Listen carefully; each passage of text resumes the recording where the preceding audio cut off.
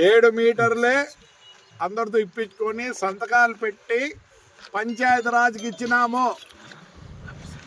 పంచాయతీరాజ్కి ఇచ్చిన తర్వాత కానీ పంచాయతీరాజ్లో డబ్బులు లేవని చెప్పి R&Bకి ట్రాన్స్ఫర్ చేసినారు.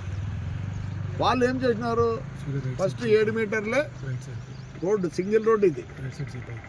తర్వాత ఏం చేసినాడు ఆయన, డబ్బులు వచ్చిన R&Bలు ఏం చేయాలో తెలియక ఇప్పుడు చూడండి, ఈ రోడ్డు ఉన్నంత ఉందో అది పెద్దదే, ఇది రోడ్డు పెద్ద. చూడండి కాలు అసలు కాదు, కాలు ఎట్లా పోతుంది దిగుతుంది. శివాలయం ఆడి వరకు వచ్చి పుట్లూరు రోడ్డు ఎల్నూరు రోడ్లో వచ్చిన తర్వాత అది అట్లా పోతుంది, పోయి కాలు వెంబడి వచ్చి ఇట్లా పోతాడు.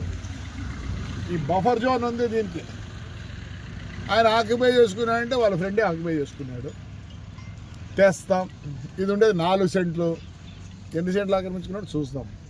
రేపు ఆయన వచ్చి కొట్టాల్సింది. ఆక్రమై చేసుకుంటే ఈయన ఎవరు చేసుకోరు. ఇన్ని ప్లాట్లు వేసి ఇస్తే ఆడి వరకు ఉన్నింది ఇదంతా ఆక్యుపై చేసినాడు. నాకు అర్థం కాదు ఎవరు ఆక్యుపై చేసినారు. వాళ్ళ స్థలంలో వాళ్ళు ఉన్నారు, మనకు ఊరికి ఇచ్చినారు.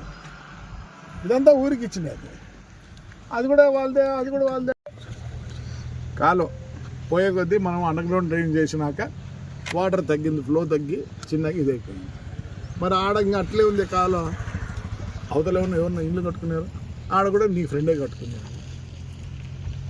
మేము రెవెన్యూ వాళ్ళని అడుగుతాం, ఆయన చెప్పినాడు కాబట్టి రేపు ప్రొక్లేన్ పెట్టాల్సిందే. మళ్ళీ కావాలంటే సర్వే చేపిస్తాం. ఆడ డబుల్ రోడ్డా, ఇది సింగిల్ రోడ్డే కదా. సింగిల్ రోడ్డే డబుల్ రోడ్? సింగిల్ రోడ్డే. మరి ఆడ ఇప్పుడు బూడ్చినా కాలం కనిపిస్తుంది కదా, ఆడ బూడ్చిన ఆడ లేవు. ఆ కాలువ దగ్గర నుంచి మొత్తము ప్రైవేట్ ల్యాండ్. ఆ ప్రైవేట్ ల్యాండ్ వాళ్ళు స్థలం పెట్టుకున్నారు. ఆడికి నీకు ఎంత ఇచ్చినారు? 20 మీటర్లు ఇచ్చినారు. కొంతమంది వాళ్ళు చేసుకుంటున్నారు. మరి ఎవరు ఆచరించారంటే నువ్వు రేపు నిరూపించాలా. ఊరికి ఏదో అబద్ధాలు వేస్తే ఒప్పుకోరు.